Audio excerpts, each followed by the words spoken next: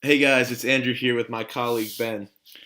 Hey everyone, sorry we can't be in class today, but we're here to talk to you about the Democratic Republic of the Congo as it relates to the United Nations and peace building. Get ready for an educational virtual experience performed and written by Ben Brown. and Andrew Jahns. So first, let's familiarize ourselves with where exactly the Democratic Republic of Congo is located. As you can see, it's right in the center of Africa, bordering Rwanda and Uganda as well as South Sudan. It was formerly colonized by Belgium until an uprising in 1960 that led to an independent Congo. After an uprising by the Congolese people, Belgium surrendered to the independence of the Congo in 1960. The Congo remained unstable because tribal leaders had more power than the central government. The Prime Minister, Patrice Lumbamba, tried to restore order with the aid of the Soviet Union during the Cold War, forcing the U.S. to support a coup led by Colonel Joseph Mobutu in 1965. Mobutu quickly seized complete control of the Congo and renamed the country Zaire. He sought to Africanize the country, changing his own name to Mobutu Sese Seko, and demanded that African citizens change their Western names to traditional African names.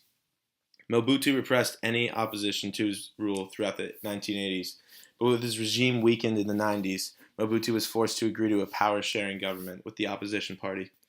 Mobutu remained the head of state and promised elections within the next 2 years, but they never took place. Following the 1994 genocide in Rwanda, approximately 1.2 million Rwandese fled to the Eastern Democratic Republic of Congo, known as the Kivu regions, which is formerly Zaire. And so a rebellion began in 1996, which pitted the forces led by Laurent Kabila against the army of President Mobutu Sese Seko. And Kabila's forces, which were aided by Rwanda and Uganda, took the capital city of Kinshasa in 1997, and they renamed the country the DRC, or Democratic Republic of the Congo. In 1998, a rebellion against the Kabila government started in the Kivu regions, and within weeks, the rebels had seized large areas of the country. So, Angola, Chad, Namibia, and Zimbabwe promised President Kabila military support. However, the rebels continued to maintain a large grip of the eastern portions, and Rwanda and Uganda were the countries that supported the rebel movement, which was also called the Congolese Rally for Democracy, or RCD. And so ultimately, the Security Council ended up calling for a ceasefire and a withdrawal of foreign forces. So after the signing of the Lusaka ceasefire agreement in July 1999, which I mentioned in the last slide, which was between the Democratic Republic of the Congo and five regional states, which were Angola, Namibia, Rwanda, Uganda, and Zimbabwe in 1999, the Security Council established the United Nations Organization Mission in the Democratic Republic of the Congo, which was also known as MONUC, by its resolution 1279 on the 30th of November in 1999. And this had initial plans for the observation of the ceasefire and disengagement of forces.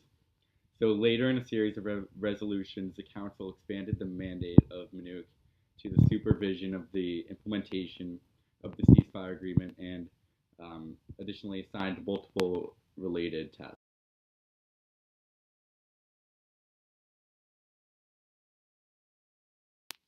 On July 30th, 2006, the country held its first free and fair elections, and this was one of the most complex votes the United Nations had ever helped organize.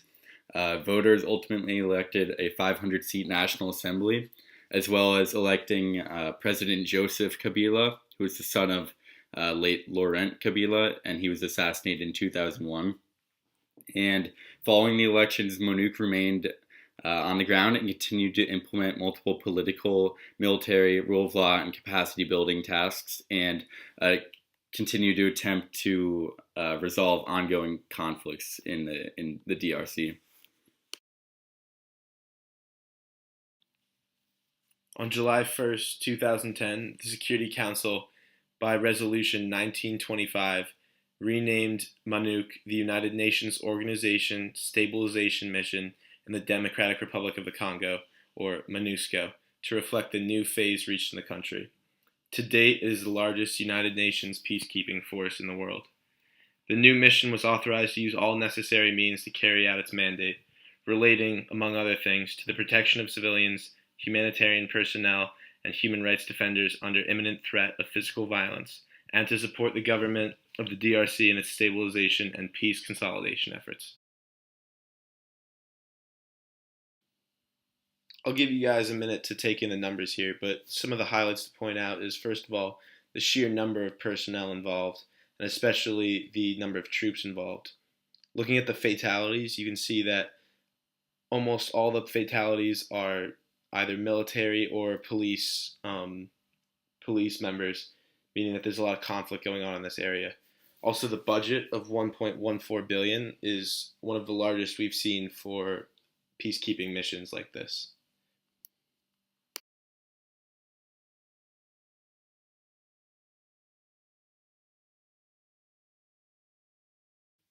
So, because of this violence, there were many power vacuums in the eastern DRC, and ultimately, Congolese and foreign armed groups began to take advantage of this and began to incite violence.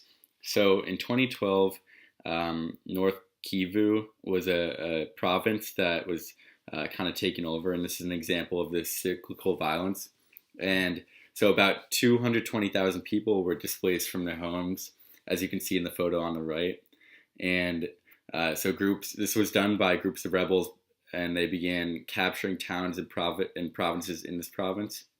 And so in order to address the underlying cause of conflict and ensure that sustainable peace takes hold in the country and the wider region, the Peace, Security, and Cooperation Framework for the DRC was signed by representatives of 11 countries, the chairs of the African Union, the International Conference on the Great Lakes region, the Southern African Development Community, and the United Nations Secretary General on the February 24th in 2013. The Security Council unanimously adopted Resolution 2098, by which it extended the mandate of MONUSCO and created an intervention brigade. So this ideally would operate for 1 year. However, it was kind of depending on the current situation, so it could last a little more than 1 year if needed. And it was to consist of 3 infantry battalions, one artillery, and 1 special force and reconnaissance company, and operate under the MONUSCO force commander.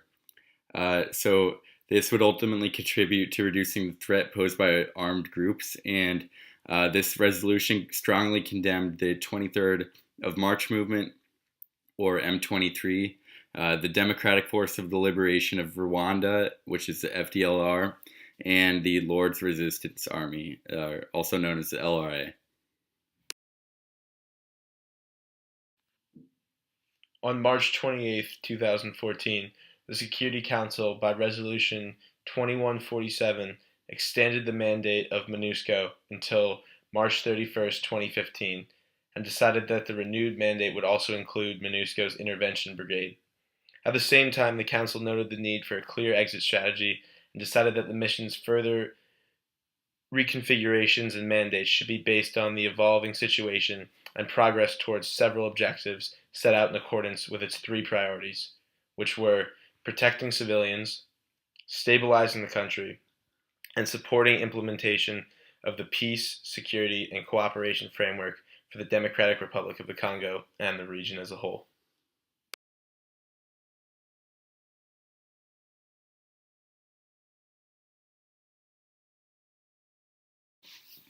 So, unfortunately, we can't answer any of your questions, but fortunately, we probably did with our presentation. So, for our activity, we're doing 2 truths and a lie. So, the first one is the first fair and free elections in 46 years were held on July 30th, 2006. The second one is Rwanda and Uganda supported the rebel movement in 1998. And the third one is the intervention brigade was set up to last for 2 years, depending on its performance. So we'll give you guys some time to think it over. And form groups, the normal groups we typically do. You can end it. We're gonna wait until the end, and then we're gonna give them some time to think, and then we're gonna ask them to raise their hands. We're leaving all this in, by the way.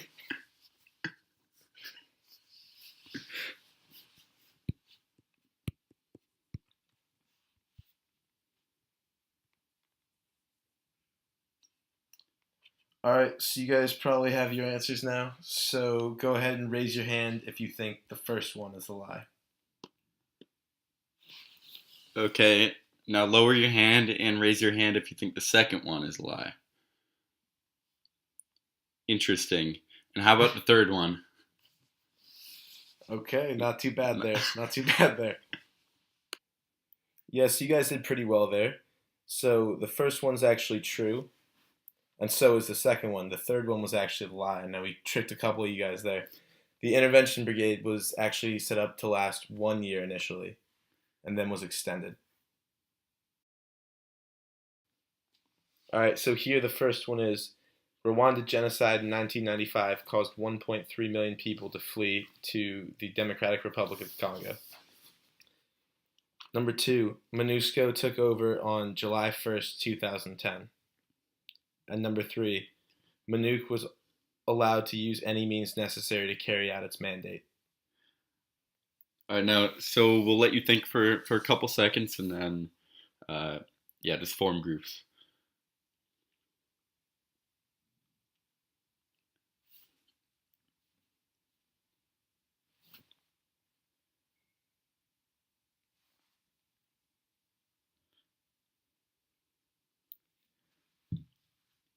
All right, now raise your hand if you think the first one is a lie. Okay, interesting. And now the second one. Uh-oh. And now the third one. Okay, cool. So we actually probably got a lot of you guys on this one, and it's actually the first one. The Rwanda genocide was in 1994, and it caused 1.2 million people to flee to the DRC. So this is kind of a trick question.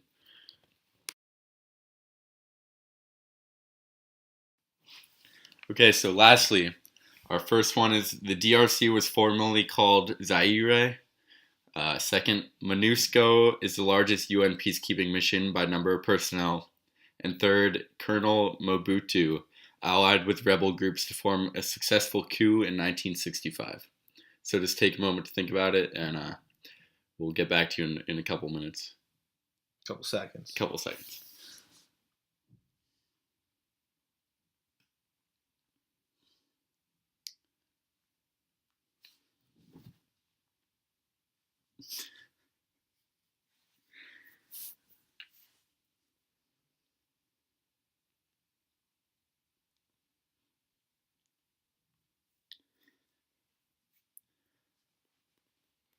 All right, so you guys all probably have your answers right now. So go ahead and raise your hand if you think the first one is a lie. Okay. Now go ahead and raise your hand if you think the second one's a lie. Very cool, very cool. Now go ahead and raise your hand if you think the third one's a lie. Wow, so not that many of you actually got this one right. So the lie is actually the third one. Colonel Mobutu was actually backed by the United States in order to limit the spread of communism because the prime minister was allied with the USSR at the time. All right, thank you guys so much. You guys can all go ahead and unbuckle your seatbelts. We have completed this educational roller coaster. Thank you guys so much for taking this ride with us. And remember, always reach for the stars.